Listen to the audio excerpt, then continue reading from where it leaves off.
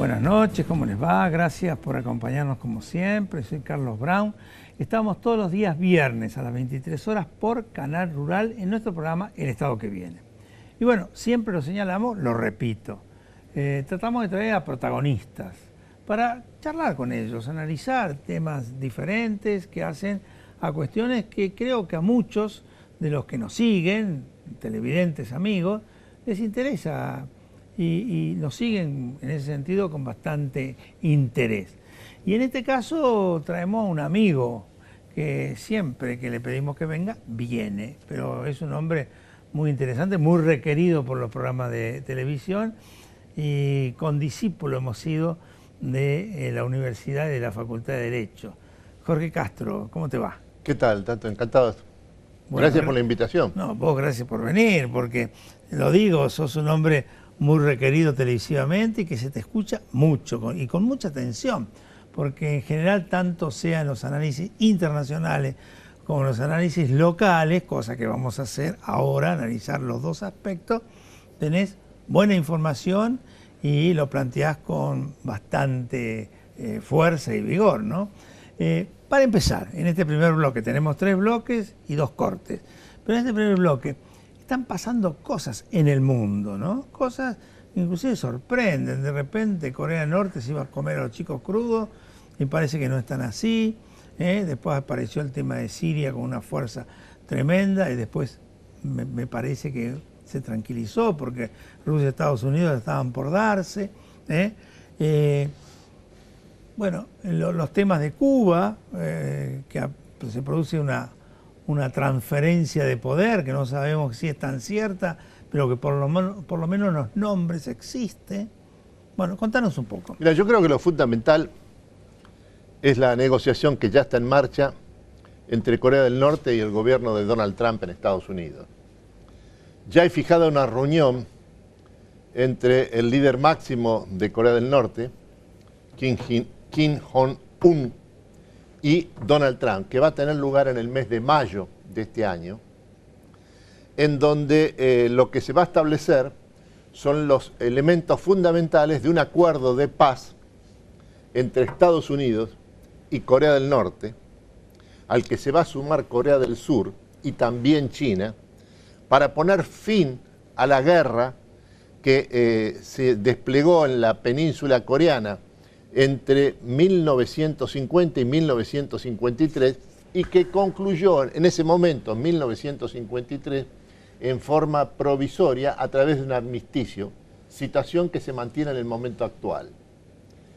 Lo que esto significa es que con la firma de un acuerdo de paz entre Estados Unidos y Corea del Norte, al mismo tiempo lo que se establece son las condiciones que garantizan, a través del establecimiento de relaciones diplomáticas entre Estados Unidos y Corea del Norte, otorgan plenas garantías al régimen gobernante en Corea del Norte de la supervivencia del sistema.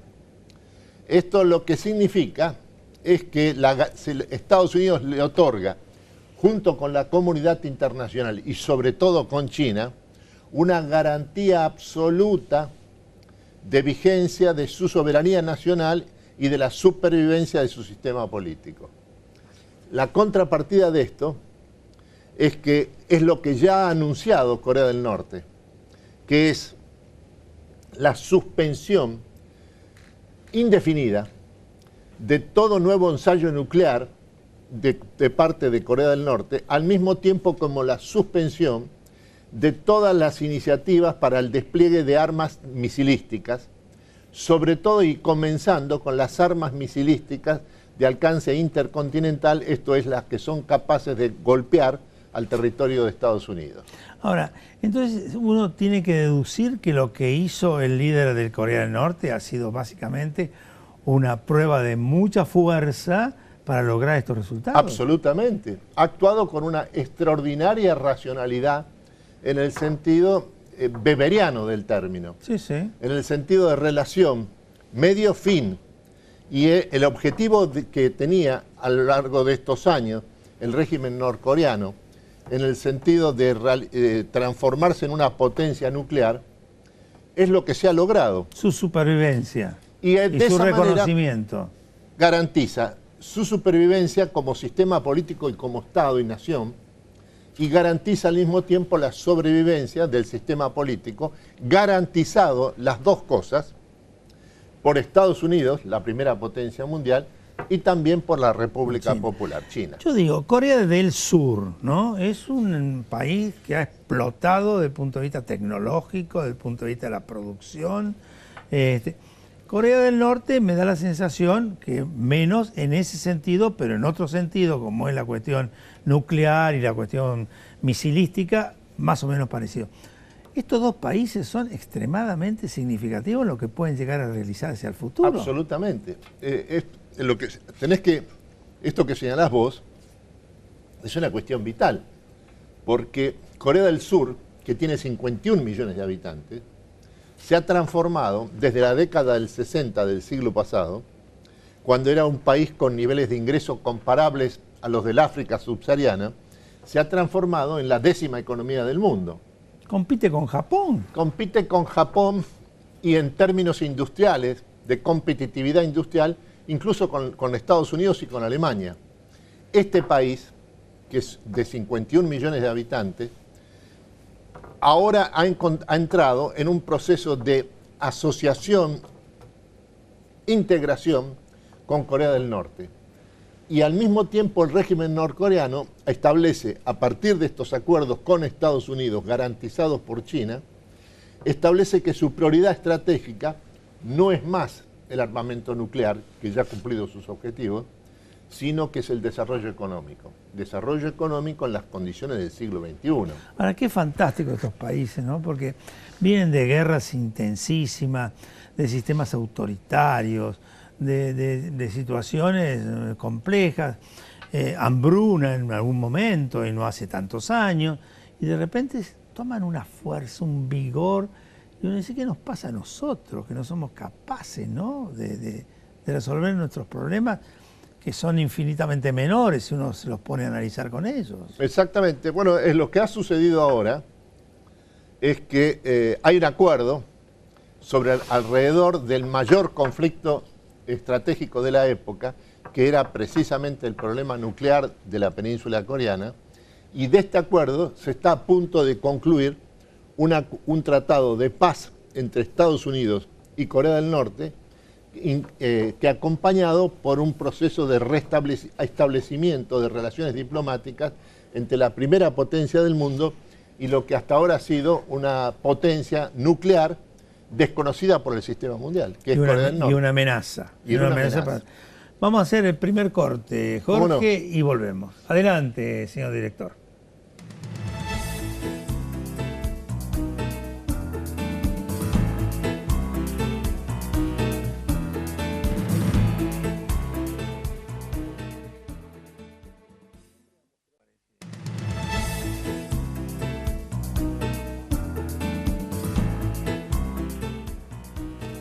Jorge, hemos estado viendo lo de Corea del Norte, allá, en el Asia. Vengamos a América Latina, ¿no? Y analicemos Cuba, un país que sigue teniendo un régimen como el de los Castro desde hace más de 50 años, y que ahora, por razones, digamos, biológicas, aparece un cambio. No hay más un Castro como apellido.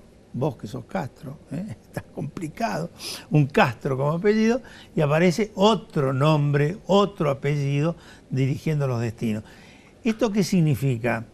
¿Que aparece una Cuba diferente o simplemente es un recambio por razones generacionales y biológicas y punto? Es esto último, Lo que vos subrayás es lo que está sucediendo en Cuba ahora. Lo que característico de la designación como nuevo presidente de la República Cubana de Miguel Díaz-Canel en sustitución de Raúl Castro, que fue el líder máximo de la isla y presidente de la República los últimos 10 años, la razón fundamental es de orden biológico, porque al mismo tiempo, en términos de la estructura de poder, lo que caracteriza este proceso es la profunda continuidad que hay entre la estructura de poder con el liderazgo de Raúl Castro y la estructura de poder con el liderazgo, con el gobierno de Miguel Díaz-Canel. La razón fundamental de esto es que continúa en su condición de comandante en jefe de las Fuerzas Armadas Revolucionarias Cubanas y secretario general del Partido Comunista de Cuba, Raúl Castro. Esto significa que en lo que se refiere a la estructura de poder, al poder, digamos, el poder, a las decisiones Sí, sí. en Cuba, no solo no hay ninguna modificación, sino que lo que hay es una continuidad profunda. ¿Cuál es el factor biológico que juega en este momento? Raúl Castro tiene 86 años de edad. El promedio de edad del buró político del Partido Comunista Cubano es 85 años. Ah, la miércoles. En el mejor de los casos, las perspectivas hacia el futuro no son de mucho tiempo. Entonces, en definitiva, lo que está sucediendo en Cuba, lo notable de lo que está sucediendo en Cuba, es que hay una parálisis absoluta del sistema de decisiones cubano. Las reformas fundamentales que se realizó durante el gobierno de Raúl Castro los últimos 10 años están paralizadas también. Ahora, esto también tiene una implicancia, digamos, la tardanza que ha habido para incorporar a Cuba, a pesar de los esfuerzos de Juan Pablo II, a pesar de del planteo del Papa actual, Francisco, de lo que hizo Obama en su momento. Esto es un poco la situación de un Trump como presidente de los Estados Unidos y otra vez como una separación o un alejamiento de la interrelación Estados Unidos-Cuba. No, se mantiene, Estados Unidos mantiene la medida fundamental hecha por el gobierno de Barack Obama respecto a Cuba, que es el establecimiento de relaciones diplomáticas. Esa situación se mantiene. Al mismo tiempo, lo que ha tomado el gobierno de Trump respecto a Cuba es una serie de medidas para tornar más difícil el viaje de los cubanos norteamericanos a la isla. Y al mismo tiempo ha disminuido en una forma muy significativa el número de diplomáticos norteamericanos en la isla, que los ha retirado a Estados Unidos. Esta es la situación actual. Hay una frialdad, parálisis. Por eso digo, esa frialdad atenta contra la posibilidad de que ese régimen, el régimen de castrista, vaya evolucionando hacia una cosa distinta, no, en absoluto. ¿O es inamovible? No, lo que tiene que ver son las características del sistema político-económico cubano. Se puede definir las características de este sistema en estos términos. Es una máquina económica política encabezada por el Estado, pero que abarca las empresas del Estado, que en vez de ser capaz de crear valor, lo que hace es destruirlo. El dato que hay que tomar en cuenta en lo que se refiere a esta condición de máquina de destrucción de valor en lo que se refiere al funcionamiento del sistema económico político cubano, es el hecho de que lo que aparece en primera línea es el hecho de que la tasa de ahorro en Cuba, ahora tasa de inversión, es menos del 10% del producto. Ni siquiera cubre la necesidad de reposición del capital del sistema.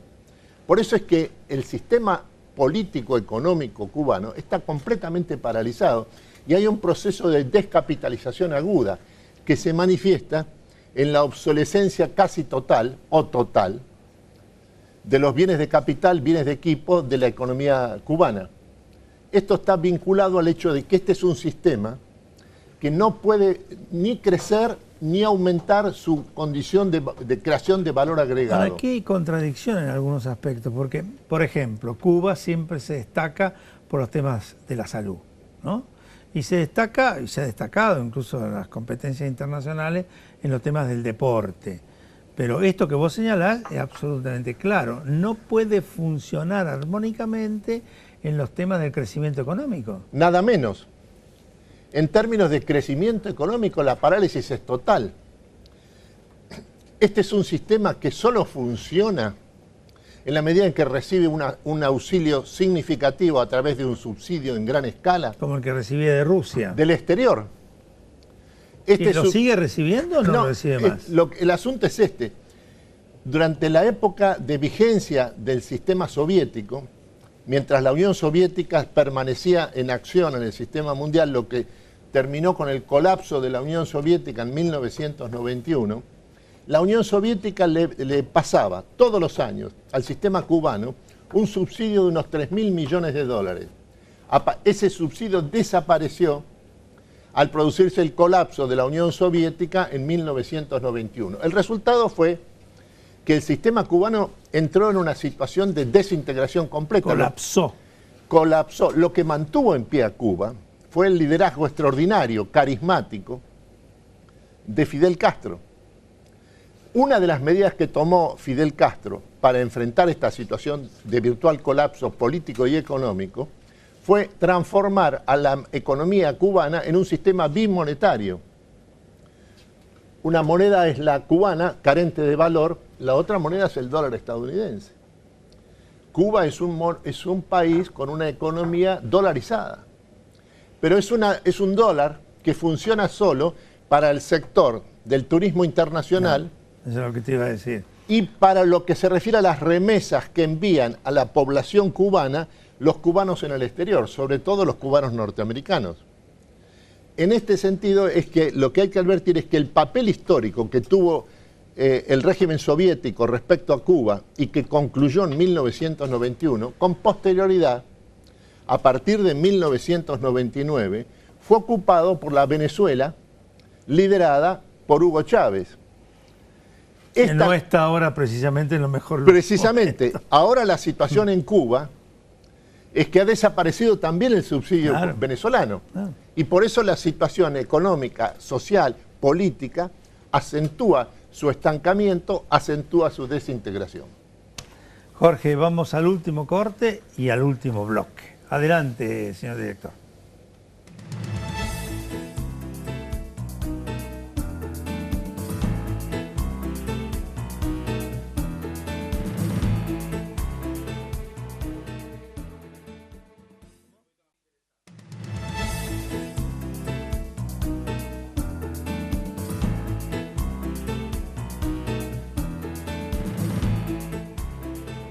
Don Jorge, Argentina, qué país complicado, difícil. Nos metemos en una, salimos en otra. Pero dentro de este país, sus complicaciones aparecen adicionales. Está el gobierno por un lado, con su estructura política, que es el Frente Cambiemos, que la están organizando y lo están armando con un partido político con bastante vigencia en prácticamente todas las jurisdicciones, cosa que no tenía antes. Y tenemos enfrente un partido opositor que es el justicialismo, el peronismo, pero allí aparecen distintas divisiones, ¿no? No es lo mismo el kirchnerismo que el justicialismo, digamos, más tradicional de los gobernadores, que el justicialismo que quiere ver las cosas de otra manera, en fin, hay una dispersión. Algunos dicen hormiguero pateado, ¿no? Hacenos un análisis. Mira, yo creo que lo fundamental de la Argentina hoy es el hecho de que el país ha recuperado su capacidad de crecimiento económico, segundo año consecutivo, este año de crecimiento económico sostenido, con una tasa de crecimiento anual del 3% o más este año, debido a fundamentalmente, después de esto ocurrido, después de 6 años de estancamiento económico, 2 años de recesión, que comenzaron a contar desde último trimestre de 2011. Desde entonces hasta el 2016, finales del 2016, la economía argentina estuvo estancada. Ahora ha recuperado el crecimiento económico con el gobierno de Mauricio Macri. Yo creo que esto se debe fundamentalmente a 2 medidas estratégicas esenciales. La primera fue que lo primero que hizo Macri cuando llegó al gobierno fue unificar el mercado cambiario, por un lado, y por el otro, restablecer, aunque sea en forma parcial, disminuir, aunque sea en forma parcial, las retenciones a las exportaciones agroalimentarias. Esto lo que permitió fue el pleno despliegue del extraordinario potencial productivo que tiene el sector agroalimentario en la Argentina. A esta medida fundamental inicial, lo primero que se hizo, hay que agregarle otra decisión estratégica de enorme importancia del gobierno de Macri. Es que llegó a un acuerdo con los acreedores holdout, los fondos buitres, Y de esa manera, con este acuerdo con los acreedores holdout, fondos buitre, la Argentina volvió a participar del sistema financiero internacional después de 18 años de aislamiento. Esta vuelta a participar en el sistema financiero internacional se hizo en el momento en que éste experimenta las tasas de interés más bajas de la historia y al mismo tiempo ofrece una situación de extrema hiperliquidez. Hay más capitales disponibles que nunca en el mundo de hoy a las tasas de interés más bajas de la historia. En este sistema es que ha aparecido la Argentina y a partir de este sistema es que se ha comenzado a financiar el crecimiento de la economía del país en nuevas condiciones. Las razones de estas nuevas condiciones son dos. Por un lado, el déficit fiscal que tiene la Argentina, que el déficit fiscal consolidado, nación-provincias que tiene la Argentina, es de más del 6% del PBI, es financiado a partir del financiamiento internacional, no con la emisión de monedas del Banco Central y por lo tanto empujando la inflación de manera extraordinaria, sino a través del financiamiento internacional. A esto se dirige la mitad de ese financiamiento internacional que se logró después del acuerdo con los acreedores holdout. La otra mitad es para desplegar este extraordinario proceso de desarrollo de la infraestructura que el país está experimentando en el momento actual. La obra pública, sí. La obra pública. Es en este sentido es que esta es la razón de fondo por el cual la Argentina ha vuelto a crecer por segundo año consecutivo en el año 2018. Hay que agregarle a esto lo siguiente. La economía mundial crece en su conjunto de manera coordinada, sin país ni región que esté exceptuada de este sistema de crecimiento mundial, sin excepciones. Y lo segundo es que Brasil crece este año. Nos empuja. Más del 3% anual. Y el dato que hay que tener siempre presente en la relación de la Argentina con Brasil es que por cada punto del producto que crece la economía brasileña, la economía argentina crece 0,25% anual. Bueno, pero como se está terminando el programa, decime algo de lo que ves del peronismo, este peronismo tan Yo creo que complicado. La Argentina es gobernada en los últimos 2 años por un nuevo sistema político que tiene 3 componentes. Uno es el gobierno de Macri. El segundo son los gobernadores justicialistas. Correcto. Y el tercero es el bloque justicialista del Senado argentino que encabeza el senador Miguel Ángel Pichetto. Estos son los 3 sectores que hacen al país gobernable y que le permiten impulsarse hacia el futuro en estas condiciones mundiales de nuevo crecimiento económico y de crecimiento de todas las regiones del mundo sin excepción. O sea, eso sería lo que yo denomino el peronismo racional. O sea, los gobernadores por un lado, Pichetto con sus senadores por el otro y algunos diputados que conforman algunos bloques que han acompañado al gobierno en distintas posiciones. El resto del peronismo, ¿qué pasa?